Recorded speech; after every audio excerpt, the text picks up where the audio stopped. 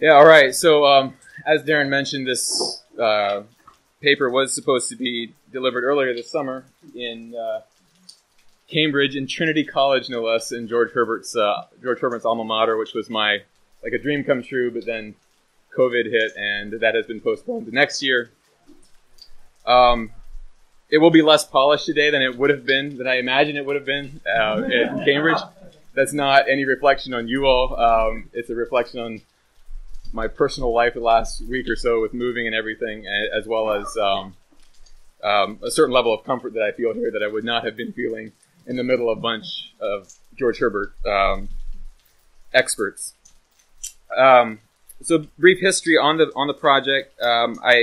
This paper began as a seminar paper in a class I took at Duquesne called Faith in the Renaissance, which was like the most Platonic ideal merging of classes or of topics that I could imagine: Reformation theology and Renaissance literature.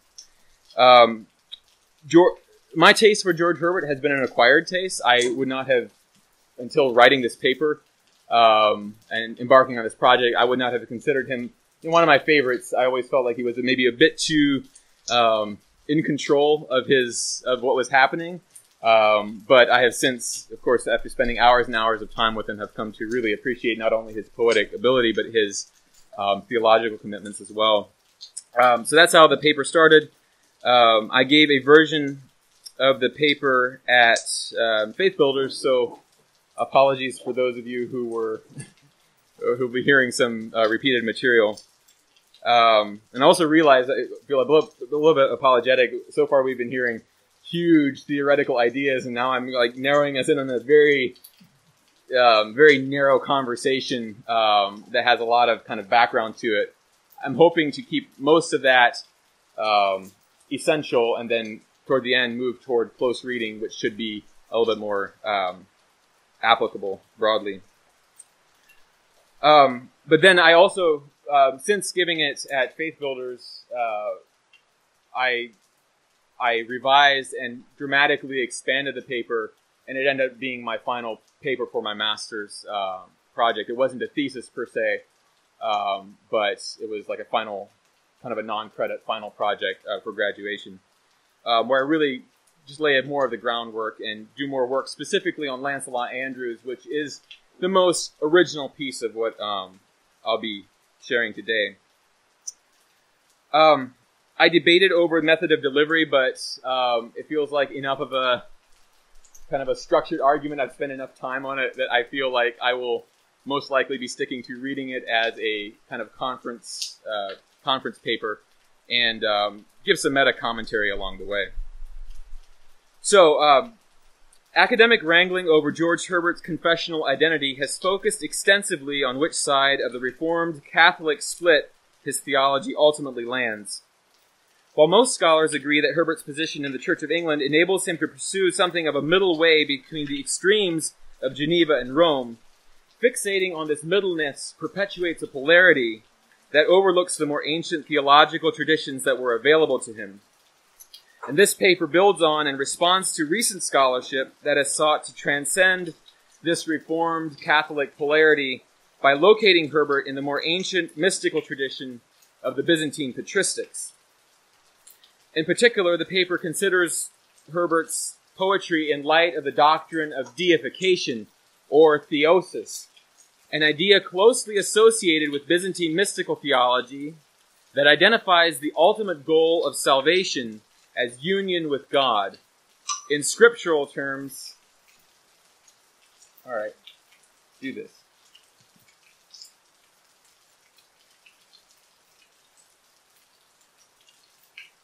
Testing. Are we on? All right.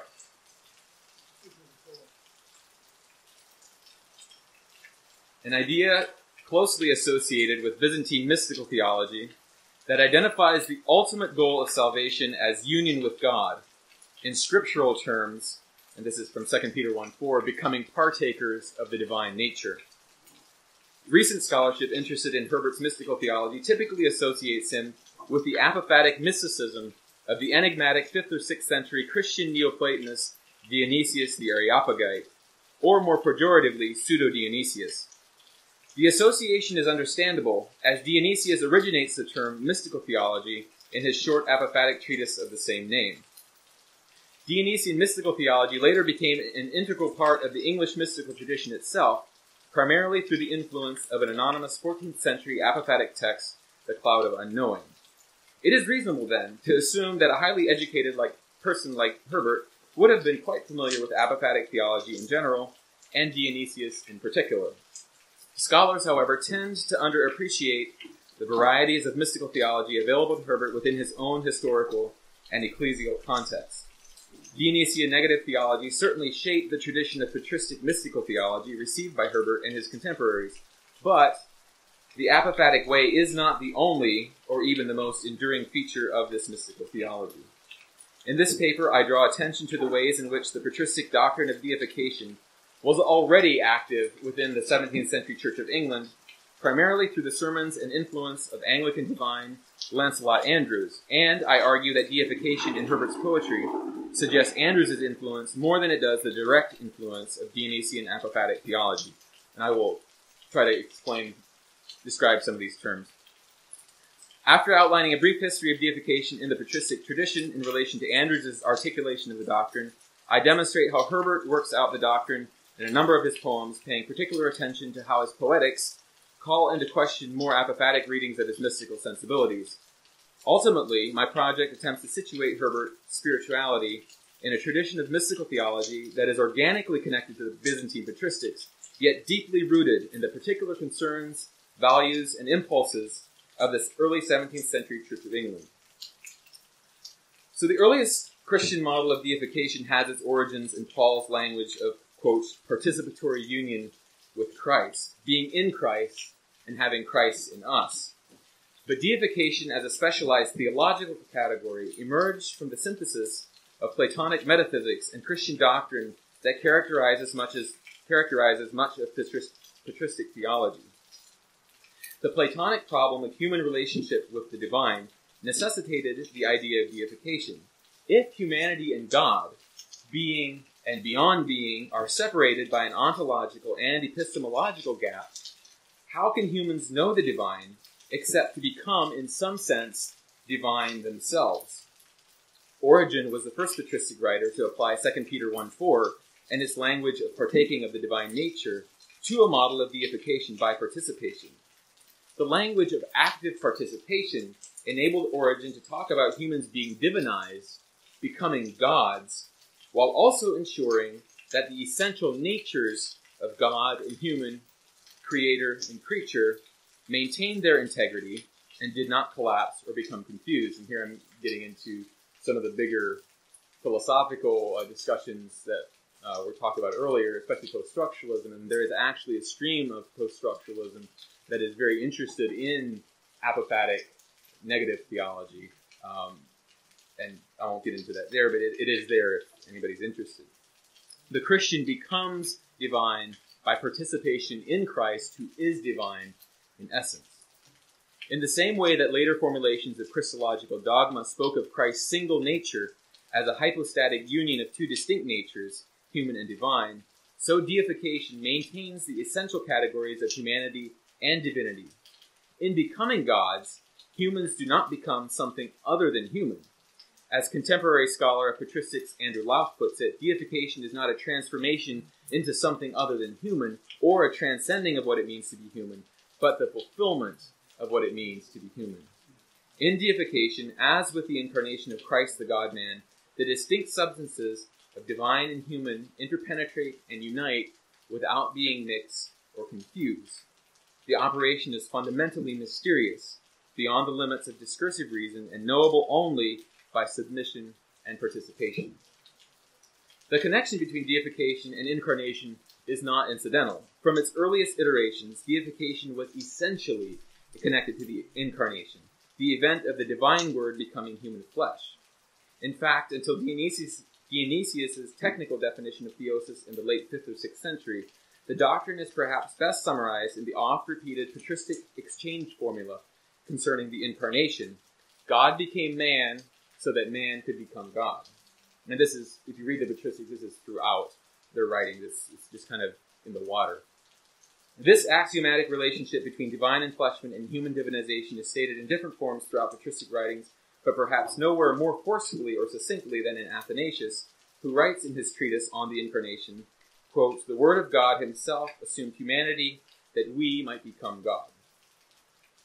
Athanasius was particularly concerned with the implications of the Incarnation for the human body, and unlike the more overtly Platonic patristic figures like Origen and the Cappadocian Fathers, he identified the body rather than the soul as the subject of deification. The fact that the Word maintained divinity when he took on corporeality suggested to Athanasius that flesh itself has been deified, a point he underscores in his writings against the Arians. Quote, "Being God, he has assumed the flesh, and being in the flesh, he deified the flesh. And if the Incarnation deified the flesh, the bodily resurrection of Christ further confirmed it." And quoting again from Athanasius, "For now the flesh had arisen and put off its mortality and been deified. Thus the twin events of incarnation and resurrection elevate human flesh to where it can participate in divinity, not simply the soul through the flesh, but flesh itself, and to some degree materiality in general." And just a bit of an aside here, as I mentioned in the introduction, contemporary scholars, both literary and theological, tend to assume an easy correspondence between mystical theology, negative theology, or apophatic theology, and deification. And part of the complexity here is the unresolved question of what it means for the theology to be mystical in the first place. Are we talking about a particular set of beliefs, practices, and methods? Are we talking about a category of spiritual experience? Is it a particular spiritual disposition? And that's debated, and scholars take different approaches. Another complexity is the difference between Dionysius in the 5th century, working in the context of a Byzantine monastery, or an Middle Eastern monastery most likely, and what Dionysius became in 17th century post-medieval England, his appropriation there. And so in the expanded version of my paper, this is where I kind of do a deep dive into delineating all these terms. I will spare you some of that, but I feel like I need to do a little bit of it. I'll kind of hit the high points before I move specifically to Herbert and Andrews. So first of all, just a definition of negative or apophatic theology. And this is a theological approach with deep roots in the patristic tradition that emphasizes the absolute alterity of God. Recognizing that God ultimately exhausts language, negative theology limits itself to stating what God is not. The goal is not to develop a systematic definition of God, but precisely the opposite, to move beyond language and positive understanding into unknowing and mystical union with the divine. Negative theology is older than Dionysius, but he develops the apophatic way in a way that has since made it virtually synonymous with his mystical theology. In his short treatise, The Mystical Theology, Dionysius describes the ways to divine unity as a disorienting ascent from positive knowledge and language into unknowing and speechlessness. And this quote, following quote, fairly lengthy, is on your handout. "The more we take flight upward, the more our words are confined to the ideas we are capable of forming, so that now, as we plunge into that darkness which is beyond intellect, we shall find ourselves not simply running short of words, but actually speechless and unknowing. The more it climbs, the more language falters, and when it has passed up and beyond the ascent, it will turn silent completely, since it will finally be at one with him who is indescribable." And so just, again, just hitting at several high points here. First of all, one of my arguments that I was making in this paper, or that in the revised version of the paper especially, that I didn't do so well in the first version, is it's emphasizing that negative theology and positive theology aren't like intractably opposed to each other. They're part of the same thing, and this is all connected to the Platonic model, kind of within which they're developed. So you have, in the Platonic model, you have this all-encompassing unity of the one that is both everything, a unified one, but also completely transcendent. And so you have this constant procession and return, this procession into intelligible concepts, and then into material reality, and then this return back to unity in the one. And so negative theology follows this. You kind of have this positive declarations of God as goodness, God as love, God as beauty, and then God as a lion, God as a rock. And then all of a sudden you realize, the point is you realize that God can never be defined positively. So then you negate all of that and kind of complete this ascent back up to unity with God, who is ultimately beyond, in Dionysius' terms, beyond even denial. The final step is denying even these distinctions between positive and negation. And I'm not going to read it. Actually, that quote is I'm associating with the second point. So that's the first one. Negative theology and positive theology are not intractably opposed. The second is that mystical union in Dionysius, this plunge into divine darkness, is not synonymous with deification. That was kind of an assumption I was working on in the initial iteration of the paper. But deification for Dionysius is something that happens before this mystical union. And thirdly, he locates the primary activity of deification in the hierarchy of sacred mysteries ordered and administrated by the church. And so in ecclesial liturgy and sacrament. And he would see deification is too positive for describing what happens in mystical union. And my whole point in this paper is saying, Herbert, not so much like mystical union in Dionysius, but yes, deification in that sense is mystical. So that's kind of the very kind of nuanced entry point here. And then fourthly and finally, another thing worth noting is that Dionysius was the authoritative figure in 17th century English mysticism. However, by this point, his mystical theology had been extracted from the ecclesial monastic context in which it was developed and applied to a category of spiritual experience that was strictly individual and esoteric, with no real authority in theological, liturgical, or ecclesial matters. And as much as I appreciate Dionysius and Herbert, my argument is that if, in fact, figures like Andrews and Herbert were participating in the tradition of Dionysian mystical theology, it was not in the same way or for the same ends as the mystics of their day, so kind of a historical argument here, but more in the way of the original Dionysius, situated within a larger theological, ecclesial, and liturgical framework. And now transitioning more specifically to Andrews and Herbert, receiving this complicated tradition. Mystical experience for them was private, but never privatized, experiential, but never disconnected from doctrine, spiritual, but always grounded in the material realities of the sacraments and the community of the faithful. As Nicholas Losky observes about the ecclesial orientation of Lancelot Andrews' mystical sensibilities, quote, his personal experience was never individual.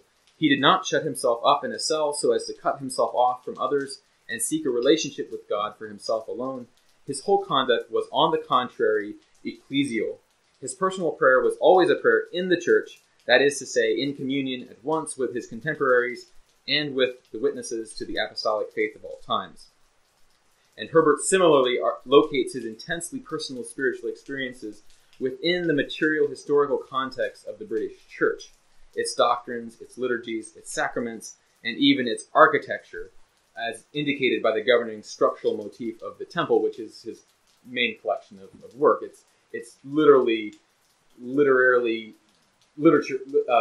architecture following the architecture of a church. So, transitioning now into a brief to Herbert, the discussion on Herbert as a mystic. This is another kind of long conversation. The critical impulse to identify Herbert as some kind of mystic is nearly as old as the critical tradition itself, and the debate over the particularities of his mysticism corresponds with the larger debate over what it means to be mystical in the first place. Albert Thomson mentions Herbert in his 1921 article, Mysticism in the 17th Century English Literature, as an example of the extremely individualistic point of view that characterizes mystical writing, but concludes later that Herbert had little, if any, mysticism in his temperament. Joseph Summers denies the possibility of reading Herbert as a mystic if the term is restricted to the apophatic way of divine union. However, he concedes that Herbert might be considered a mystic of the via positiva, that is, in something of the sense that most devout Christians are at times mystics, valuing union with God but expecting it fully only with death, expressing joy for the moments of the presence of God and lamentations for the days of his absence. And Somers' opposition to reading Herbert apophatically stems from his understanding of Herbert's poems as hieroglyphs, and that was his famous designation of Herbert's poetry. That is, sacred objects and therefore positively physical and sacramental. The objection is understandable for a poet as fundamentally invested in the concreteness of language as Herbert. It seems counterintuitive to suggest that his devotional sensibilities were somehow oriented toward a mystical union beyond the reaches of sense, intellect, or language. More recent scholarship has challenged the idea that Herbert's overwhelmingly positive view of language necessarily precludes him from being considered a mystic of the negative way, and to that end has focused extensively on poems that seem to participate in the positive-negative dialectic central to negative theology. If you want those sources, I can give them to you, but I'm not going to run through them here. None of these critical engagements attempt to make Herbert anything other than a deeply learned, moderate Anglican with a penchant for mystery, and they are generally careful to delineate, or at least acknowledge, the ways in which negative theology is dialectically dependent upon positive theology, thus avoiding the common earlier misconception of the two approaches as intractably opposed. However, in the effort to connect Herbert's mystical sensibilities to the negative theology of Dionysius, scholars have not sufficiently considered how the negative way to deification fits within the reformed elements of Herbert's faith, nor have they appreciated the varieties of mystical theology that were available to Herbert in his own historical and ecclesial context. So again, coming back to kind of my main argument here, this was my discomfort with reading these articles, is they would kind of, yeah, Herbert was likely familiar with apophatic theology because he was a learned man, and then kind of like Zoom, reading Herbert's poetry in these negative terms, and I wanted to say, wait, can we do a little bit of historical work to maybe look at how that is and is not the case. In what follows, I contend that the kind of mystical theology registered by Herbert's poetry owes less to the apophatic way of Dionysian mystical contemplation than it does to the patristic tradition of deification as interpreted and appropriated by Herbert's mentor and friend Lancelot Andrewes. And I argued also that this makes more sense of the overall reformed orientation of Herbert's poetry as a whole. I think helpfully scholarship has moved beyond the debates over was he Catholic or was he Protestant, what do you think about the Eucharist, whatnot. But there's undeniably a reformed element of Herbert's confession that is there and that you can't deny. So just giving an idea of where we're going, I'm going to spend some time doing some close reading of Andrewes' sermons and then transition to Herbert's poetry. Andrewes' sermons demonstrate a particular fondness for the foundational scriptural passage for patristic deification, 2 Peter 1:4. And like the patristic writers, Andrewes grounds his understanding of deification in the inexhaustibly mysterious exchange of divine and human natures that occurred in the Incarnation. Andrewes reflects on the patristic exchange formula at length and in different forms throughout his nativity sermons, emphasizing in particular, like Athanasius, the implications of deification for human nature, human flesh. In his 1609 nativity sermon at Whitehall, quotes there on your handout, will come in the order that I'm giving them here. Andrewes reflects on what the union of natures in the Incarnation meant for our manhood. Quote, "And to make the union with us full, he was content not to be sent alone, but to be made, and to be made so as never unmade more. Our manhood becoming his nature, no less than the Godhead itself. This is filium factum indeed." Later in the same sermon, Andrewes states the exchange formula more explicitly in the language of 2 Peter. "We made the sons of God as he the Son of Man. We made partakers of his divine as he of our human nature." Peter McCullough glosses this statement as a, quote, "simple statement of a theological principle that sets Andrewes apart from mainstream Calvinism. Influenced by Eastern patristic thought on the Incarnation, Andrewes stressed not only Christ taking upon himself the corruption of human nature, but also his reciprocally giving back to redeemed Christians the perfection of his divine nature." Indeed, in the Christmas sermon from the following year, 1610, Andrewes demonstrates a particularly Athanasian influence when he highlights what incarnation implies for the status of human nature. And quoting from that sermon, "And even this very conjunction is a new joy, for that such an one, that the Lord would condescend to be born, besides the benefit, there is also the matter of honor, even that he, so great a person, would become such as we are, would so esteem our nature as to take it upon him. This certainly is a great dignity and exaltation of our nature, and it is a matter of new joy, and it is matter of new, I'm not sure if there's a typo there or not, that he would so highly value it as to assume, associate, and unite it into one person with the Son of God. Not only benefit, but also honor, not merely Christ's condescension and humility, but also our exaltation and dignity. Andrews demonstrates in this passage a remarkable and decidedly non-Calvinist confidence in the dignity of human nature, but it is always dignity rooted in the prior movement of grace in the Incarnation. As indicated by the Eucharist-oriented conclusions of his nativity sermons, and indeed most of his sermons, Andrews grounds his understanding of deification not simply in the theology or idea of incarnation, but in the concrete, embodied practices of church liturgy. Andrews reflects at length on the mystery of the Word made flesh in the conclusion of the 1605 Nativity Sermon, noting how the mystery must be apprehended in both word and flesh, but specially in his flesh. And I'm not going to take the time to read the quote there because I'm not certain, trying to track what I know my page count is and what looking at here for time. But you have the quote there in front of you. Words can only apprehend the mystery so far. It is in the participation of flesh with flesh that the mutual taking of God and humanity takes place. And I want to emphasize that mutual taking because that becomes really significant in reading Herbert's poetry. As I discuss later, this theme of mutual possession repeats itself throughout Herbert's temple, most vividly in the thine, mine motif. And although Andrews seems to elevate sacrament above word in the passage above, the word-oriented metaphysical style of his sermons suggests that he, like Herbert, understood words themselves as miraculous signs filled with sacramental possibility. Sophie Reed makes this point brilliantly in her article, Lancelot Andrews' Sacramental Wordplay, arguing that Andrews' habit of punning, quote, this is her quote, punning words into shivers, emerges directly from his appreciation for the Word made flesh, and should therefore be regarded as an act of sacramental worship. As T.S. Eliot once wrote admiringly, quote, Andrews takes a word and derives a world from it. Derives the world from it, squeezing and squeezing the word until it yields a full juice of meaning which we should never have supposed any word to possess.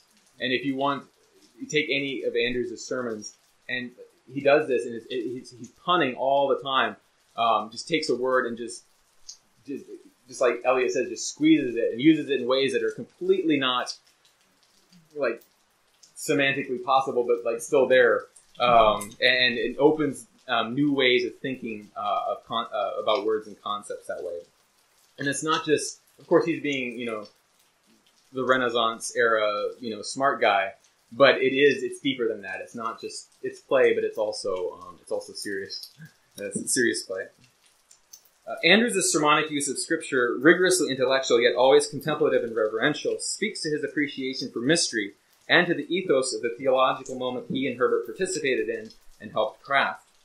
In his book, George Herbert and the Mystery of the Word, Gary Kutcher identifies Herbert and Andrews with a, quote, generation of churchmen who re-emphasize the virtue of wonder, the centrality of the Incarnation, the importance of divine and human love, and a more open-ended approach to Scripture.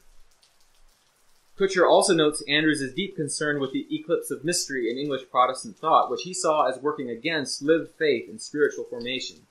This concern echoes in Andrews' over-the-pulpit warning against speculative theology. Quote, we hear those speculative points too often and love them too well. Points of practice are less pleasing, but more profitable for us, namely, how we may get into the partnership of this mystery. Theological mystery for Andrews is not a riddle to be solved intellectually, but something to be partnered with. It is simple, practical, and participatory, yet deeply mysterious and deeply rooted in the long tradition of the patristics. Andrews' clear and explicit references to the doctrine of deification throughout his sermons more than substantiates the designation of his theology as mystical. But as Losky clarifies, it is a mysticism of a very particular quality. I'm quoting from Losky, who is a contemporary, I believe, patristics scholar. It is not a matter, indeed, of any exceptional experience, reserved for a few, in some way outside the traditional ways of theology. It is, on the contrary, a matter of an interiorization of the revealed Christian mystery to which Andrews calls all the baptized. This theology is mystical in the sense that it is not an abstract reflection, but a matter of living the mystery concretely through a deepening of prayer, of faith in prayer, and by the renunciation of one's own will. This is not an esoteric mysticism of apophatic assent beyond the assent, at least that's what I'm arguing, but one concretized in liturgy and oriented toward the Eucharist. It is precisely this kind of mystical theology, orthodox, universal, practical, concrete, and experiential, that characterizes the deification registered in Herbert's devotional verse. And can transition now to tracing this Andrews' mystical theology in Herbert's temple, which is going to be the rest of the presentation here. And should have some quotes there soon from Herbert's poems. I'll be looking at 4 poems in the order that they're listed, or 5 poems technically that they're on the handout there. But first, a little bit of historical background, historical connection between Andrews and Herbert. The mutual admiration between Andrews and Herbert is well established. As a young boy, Herbert studied at Westminster School, where Andrews was installed as dean. The two met years later when Andrews accompanied King James on one of his frequent visits to Cambridge, where Herbert was a student. Isaac Walton famously records the meeting in his 1670 biography of Herbert, noting how the encounter resulted in a, quote, modest debate between the two over issues of predestination and sanctity of life. Walton also mentions a, quote, long letter written in Greek that Herbert sent to Andrews after the meeting, a letter that, in Walton's estimation, quote, was so remarkable for the language and matter that after the reading of it, the bishop, Andrews, put it into his bosom and did often show it to scholars, both of this and foreign nations, but did always return it back to the place where he first lodged it and continued it so near his heart till the last day of his life. The historicity of this letter is debatable, as is Walton's admittedly glowing narration of Andrews' response, but several extant writings by Herbert demonstrate his deep respect for Andrews. In his capacity as public orator at Cambridge in 1620, Herbert wrote Andrews a genuinely affectionate letter in Latin in which he refers to himself as the bishop's, quote, devoted and loyal son, and recounts a time when he decided to, quote, never stop, never tire, until I had either found or created some milky way to the shining brilliance of your mind. And, drawing on his skills as a rhetorician there, but it feels genuine. It's not just, he's not just being clever, I don't think. Around the same time, Herbert also dedicated a Latin epigram to Andrews, and it's included in your handout. In the preface of his Muse Responsoria, pardon my Latin, lauding the bishop as heaven's guardian and declaring that earth knows nothing more learned than you, the stars see nothing more holy. It should come as no surprise then to see evidence of a distinctly Andrewsian mystical theology in Herbert's devotional verse. Herbert's mystical theology, like that of Andrews, is rooted in the long tradition of the patristics, the ecclesiology of the Church of England, the revelation of God in the Scriptures, and a strong faith in the capacity of language to participate with the divine. Herbert's verse is mystical in the sense that it invites the reader to experience God directly, but I would argue that it is not necessarily apophatic in the sense of registering a kind of Dionysian failure of language, as most critical readings of mystical theology in Herbert tend to assume. The Quiddity is one of several poems in Herbert's temple that expresses a certain ambivalence about the capacity for poetic language to participate with the divine, even as it renders that participation in language. In one of the seminal articles on Herbert and negative theology, Hilary Kelleher uses the language of deification when she articulates the poem's central question: is language mere ornament, or does it partake in some way of the divine? The quiddity referred to in the title has 2 meanings, both of which are operative in the poem. The first is the essence of something, and second, and more pejoratively, an overly subtle distinction, or as Wilcox puts it, a sophistic quibble. The essence in question is somewhat ambiguous in the poem. Quiddity, as Kelleher points out, is a central term in the vocabulary of negative theology, particularly in Aquinas' discussion of the essence of God as something ultimately beyond human intellect. God is undoubtedly one of the images that the title is meant to evoke, but the quiddity that the poem seems most concerned about is its own. The essence of the poem is paradoxically the question it seeks to answer about itself. And just diving into the poem here a bit, feel free to follow along. The poem's opening, "My God," establishes it as a prayer. The speaker then lists a series of negative or apophatic statements about what verse is not. "My God, a verse is not a crown, no point of honor or gay suit, no hawk or banquet or renown, nor a good sword, nor yet a lute." These apophatic utterances are specific to the court and courtly entertainments, a theme that continues through the second stanza with its focus on poetry's inability to vault or dance or play or entertain the day with great stable or domain. In the final stanza, the apophatic statements shift from the court to the world of economics before turning, in the penultimate line, toward a positive definition that still does not define anything in its essence. "It is no office, art, or news, nor the exchange or busy hall, but it is that which, while I use, I am with thee, and most take all." Kelleher interprets the poem's negative approach to definition, combined with its famously ambiguous and paradoxical ending, "most take all," as suggesting that the, quote, "quiddity of God cannot be held securely in signification. It can only be momentarily evoked, as this poem demonstrates through a language exquisitely aware of its own limitations." Although I agree with Kelleher's point that the poem is aware of its limitations, or the limitations of language, I question the larger argument that the poem exemplifies the kind of self-defeating theological speech characteristic of apophatic theology. And as Dennis Turner describes it, that speech about God which is a failure of speech. The apophatic utterances of the quiddity do not ultimately speak to the exhaustion or the collapse of language in the face of the divine, but rather highlight the usefulness of language in bringing the human subject into contact with the divine. The speaker cannot ultimately define verse, but he knows what it does, what it can affect. It is that which, while I use, I am with thee. "While I use" draws attention both to the temporality and practicality of devotional verse. The act of writing is a tool that, in the moment of writing, brings the speaker into fellowship with the divine. The poem that results from this act of writing, however, is not the empty evocation or trace, to use a post-structuralist word, of a spiritual experience. The quiddity, as with so many of Herbert's poems, embodies and performs its own subject. It is a devotional poem about the effectiveness of a devotional poetry. The poem itself is the site of struggle toward deified union with God. And while the poem certainly gestures toward a spiritual union that transcends language, it is also the language locus of that union.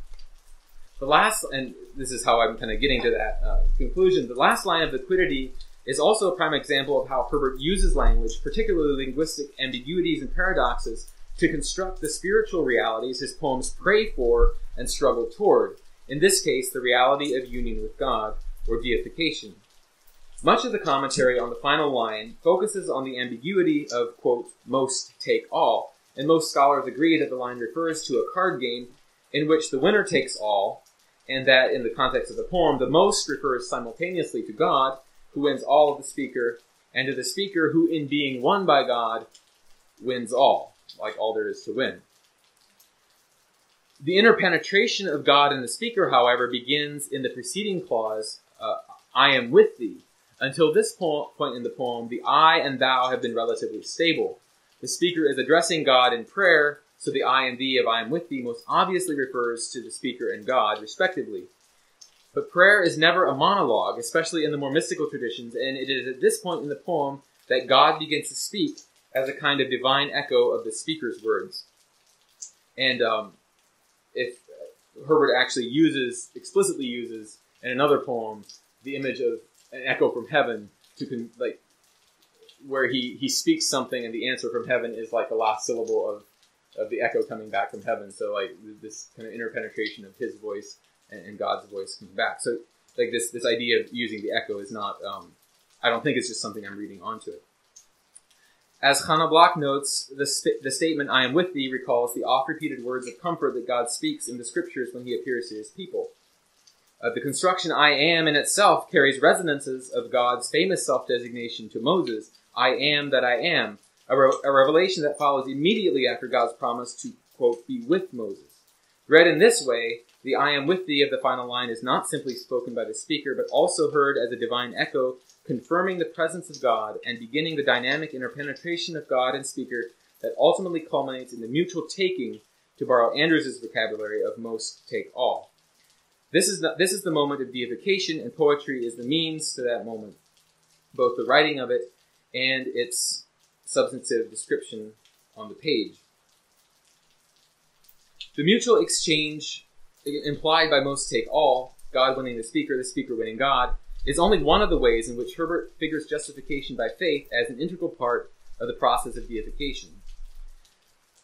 Richard Stryer perhaps overstates his case when he argues for the quote, for the centrality of a single doctrine to Herbert's poetry and theology, the doctrine of justification by faith. But it would nonetheless be a mistake to overlook the importance of justification in Herbert's deification.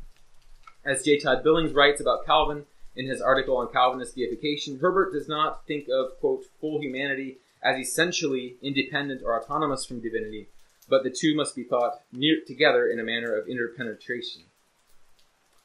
Herbert renders this interpenetration in his poem Clasping of Hands by reflecting extensively on the mysteries and paradoxes of mutual belonging that happen as a result of Christ's sacrificial death.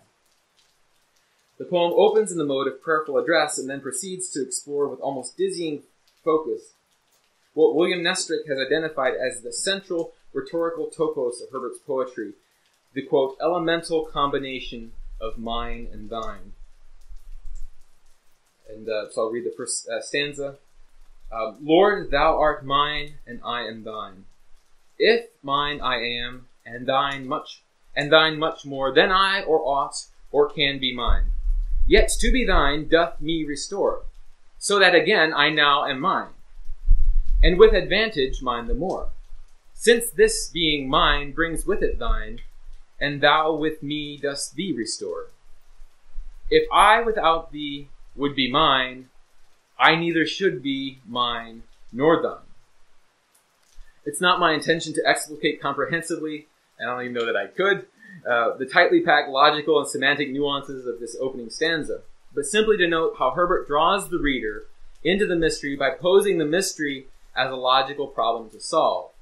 By inviting the reader into a maze of conditional statements and hypotheticals, the poem effects the kind of participation with the word, logos, characteristic of deification. The penultimate conclusion of the opening stanza demonstrates Herbert's willingness to embrace the full implications of the sin-righteousness exchange made possible by the atonement and its ultimate end in deification. After acknowledging that the mutual possession affected by Christ's death works to his advantage the more, Herbert nonetheless indulges the possibility that this participation in the economy of salvation might offer something of value to God. Since this being mine brings with it thine, and thou with me dost thee restore. That is, as Helen Wilcox paraphrases, quote, if the speaker is part of Christ, the speaker's restoration also restores Christ. Herbert is unambiguous about who ultimately occupies the dependent position in the God-human relationship. Nonetheless, the argument does indicate his willingness to push the logic of deification to its ultimate conclusion. Namely, if God created humans to be united to God's self, then humanity is in some sense essential to the divine nature. The conditional syllogism in the final couplet backs away from this potentially self-aggrandizing thought to refocus on the speaker's utter dependency on God. If I without thee would be mine, I neither should be mine nor thine. This statement underscores Herbert's inability to conceive of himself as autonomous from God. Apart from unity with God, the speaker loses not only God but himself. The prepositional phrase without thee of the opening premise not only suggests dispossession, not having God, but also proximity and place. As Nestrick articulates being outside of God, thus conversely being with God would suggest union in God. So you have two different resonances of without, both not having as well as location. To have God, to be within God, is also to be had by God. And it is only in being had by God that the self can possess itself, for the self as being is nothing without or outside of God, the source of all being. The first line of the second and final stanza inverts the mine-thine order of the first line of the first stanza. It then goes on to locate the mutual belonging of God and speaker in the restorative death of Christ, focusing so intently on the categories of mine and thine that by the poem's end, the line separating the categories threatens to collapse. Lord, I am thine, and thou art mine.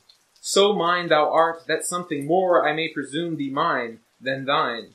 For thou didst suffer to restore not thee, but me, and to be mine, and with advantage mine the more, since thou in death wast none of thine, yet then as mine didst me restore.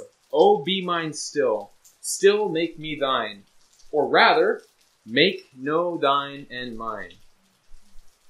This language of thine and mine is deeply rooted in the scriptures, most notably the Song of Songs. As Wilcox observes, the final line also parallels Jesus' prayer for his disciples recorded in John's Gospel, that they all may be one, as thou, Father, art in me, and I in thee, that they also may be one in us.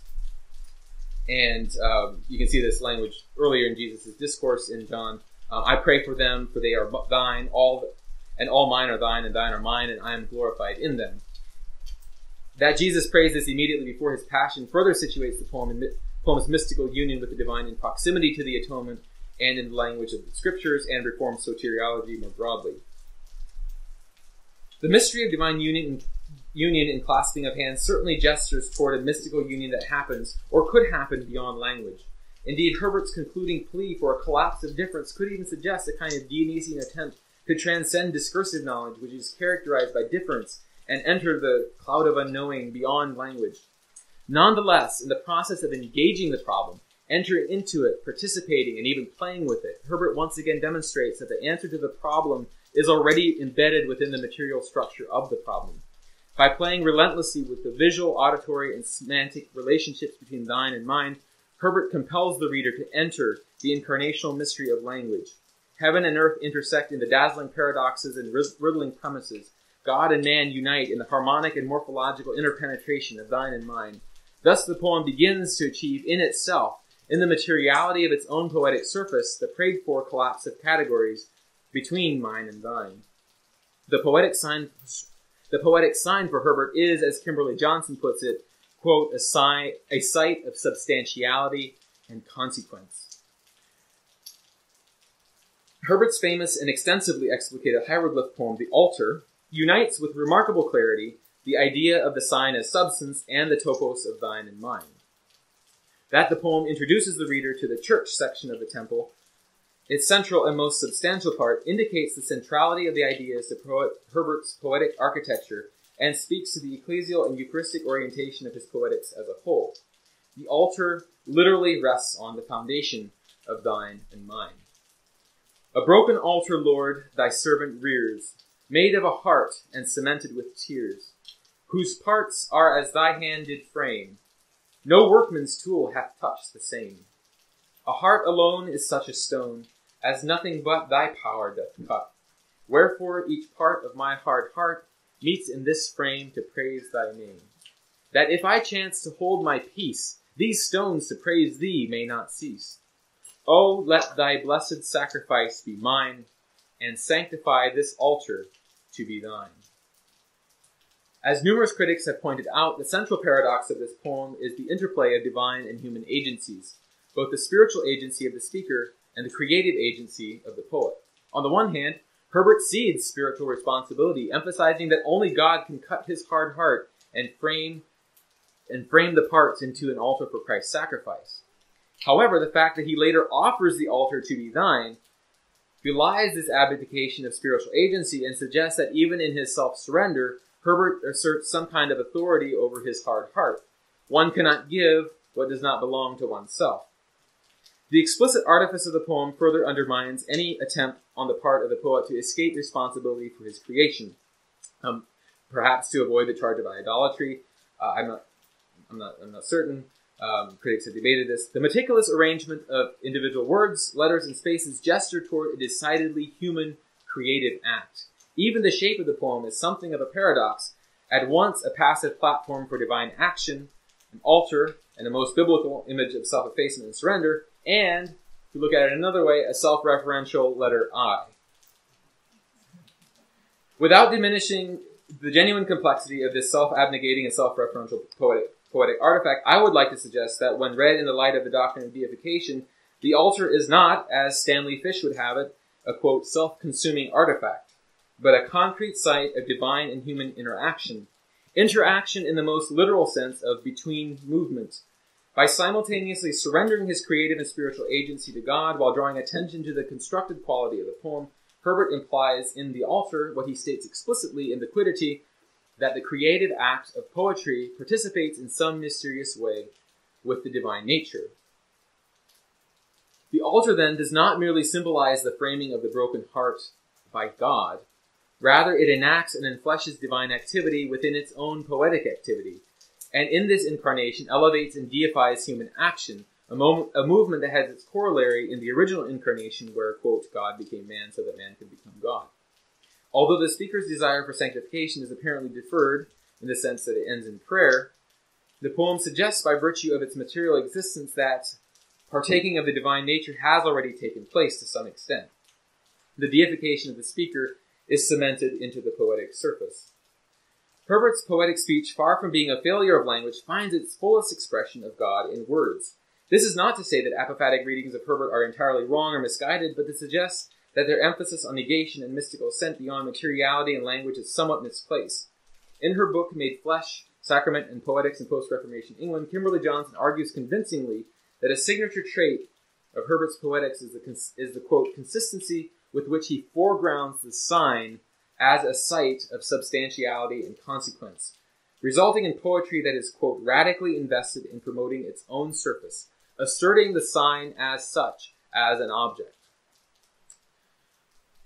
End quote. Rather than attempting to transcend words to get at the essential word that lies behind them, Herbert enfleshes the encounter with the divine word in words on the page, making the poem itself the locus of divine union. Johnson identifies this feature as indicative of Herbert's incarnationalist poetics that, quote, bespeak a fundamental faith in the meaningfulness of the material in general and of the material valences of text in particular. This faith is on remarkable display in his poem Colossians 3:3, Our life is hid with Christ in God, to which I now turn in conclusion. As with so many of Herbert's poems, the poem is an object that must be looked at, simple on the surface, yet magnificently multivalent. And this is kind of what made me rethink my estimation of Herbert. Like, I tend to look at shape poems like, oh, that's cute, or that was kind of my high school reading. Like, that's nice, you know.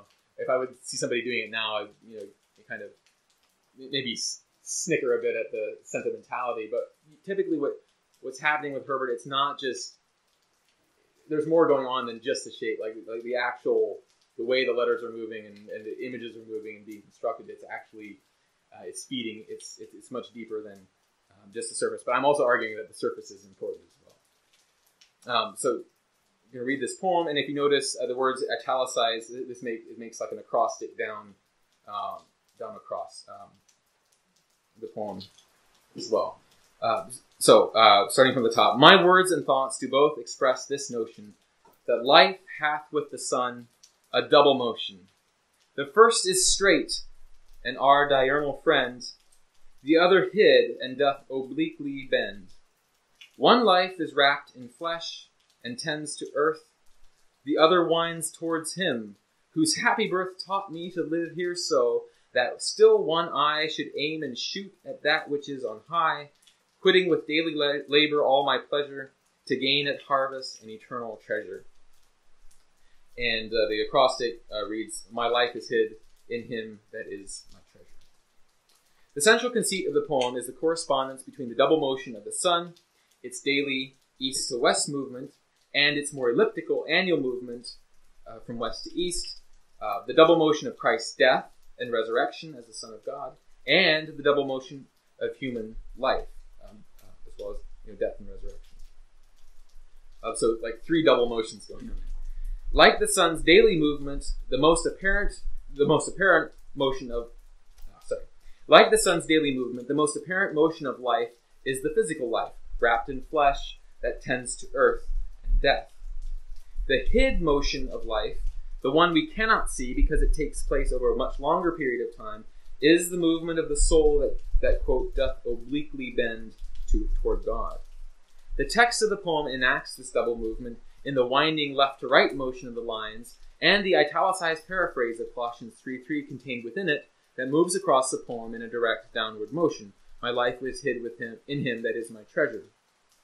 the downward movement corresponds to the trajectory of physical life toward the grave, but it also recalls the Pauline image mentioned earlier in the Colossians passage of being buried with Christ in baptism, in order to participate in the divine life of Christ's resurrection. The treasure at the end also echoes Christ's parable recorded in Matthew's Gospel that compares the kingdom of heaven to treasure hid in a field, for which a man sells everything that he has. The downward movement of the acrostic thus mimics the act of digging as well as burial. The word treasure also concludes the obliquely bending stream of text of the poem as a whole, suggesting that unity with God is the ultimate destination of both the spiritual and physical motions of life. But this deification happens only through the justifying work of Christ's death and the believer's active participation in that death. The chiastic patterns of descent and ascent, burial and resurrection, death and life, reinforce the essentially cruciform structure of Herbert's doctrine of deification. And the idea of being hidden in Christ also plays into the larger Reformed motif of justified believers being clothed with Christ's righteousness. The form of Colossians 3:3 not only incarnates its content, but demands from the reader, as the other poems did, the same kind of participation with the word that the text speaks about. The surface simplicity of the poem speaks to the broader theological ethos of simplicity, mystery, and experience that Herbert drew from and helped shape. According to Kutcher, the poem illustrates one of a, quote, range of formal strategies for conveying mystery within simplicity, developed by Herbert and Andrews in response to the doctrinaire certitude that characterized theological disputes of their era. The poem's form stresses the, quote, interpenetration of reader and text, and visualizes the reader's immanence within the scriptural mystery alongside Christ's immanence within the soul, and in doing so, it offers a textual visual depiction of Scripture as a living mysterium. I'm stringing together some quotes from Kutcher there. The reader cannot simply interpret the poem from the outside, but must enter into the poem and actively participate in the word, similar to the way in which Andrews in his 1605 Good Friday sermon calls on his parishioners to, quote, pierce into Christ's passion. And this is quoting from the sermon. We must set ourselves to see it if we will see it well, and not look superficially on it, not on the outside alone, but pierce into it and enter even into the inward workmanship of it. Andrews employs even more visceral language in an earlier Good Friday sermon from 1597, calling on his readers to, quote, not to look upon the outside alone, but to look into the very entrails, and with our eye to pierce him that was thus pierced. Indeed, the sermon's concluding imagery is remarkably resonant with Herbert's image in Colossians 3:3 of aiming one eye at that which is on high, while keeping the other focused on earthly matters. I'll read a quote from Andrews' sermon. I'm not suggesting Herbert was influenced by this. He would have been about 7 years old or so, but just showing that this kind of language was in the water, theological, or being spoken across the pulpit at the time. Then, this is from the sermon, then truly, when fixing both the eyes of our meditation upon him that was pierced, as it were, one eye upon the grief, the other upon the love, wherewith he was pierced, we find by both, or one of these, some motion of grace arise in our own hearts. The consideration of his grief, piercing our hearts with sorrow, the consideration of his love, piercing our hearts with mutual love again. So the trajectory of Colossians 3:3 is not up and beyond language, but down into language. God is not beyond the poem, but immanent in the poem in a way that mirrors the immanence of God in creation. The mystery of deification is hidden in plain sight at the exact center of the poem, in the in him of the diagonal stream of text, making the poem itself, in the words of Kimberly Johnson, quote, a ceremony of immanence, end quote. Hidden in Christ the God-man, the speaker is united with God. Man has become God because God became man, a mystical interpenetration that happens neither in the intellect nor in an immaterial void beyond language, but in the simple, concrete arrangement of words on the page. Herbert's investment in the materiality of the poem, of course, does not preclude him from apophatic readings, as if negative and positive theology were somehow categorically opposed, rather than in dialectical tension and relationship. It does suggest, however, that the apophatic emphasis might be misplaced, especially in light of recent theoretical interest in literary surfaces. 17th century Christian devotional poetry, with its twin commitments to word as idea and word as flesh seems particularly well suited for inquiries into textual surfaces as concrete sites of meaning. As Kimberly Johnson observed recently, quote, in its insistence that the material matters, emphasis on matters, the material matters, poetry is a literary art form that has much in common with traditions of Christian ritual devotion, at the center of whose various sacramental theologies lies the Incarnation's assertion that the material world is suffused with meaningfulness, end quote. This convergence of theoretical and theological interest in materiality indicates an exciting and as yet underexplored horizon in Herbert scholarship. So, whoever wants to take it up from here, there you have it.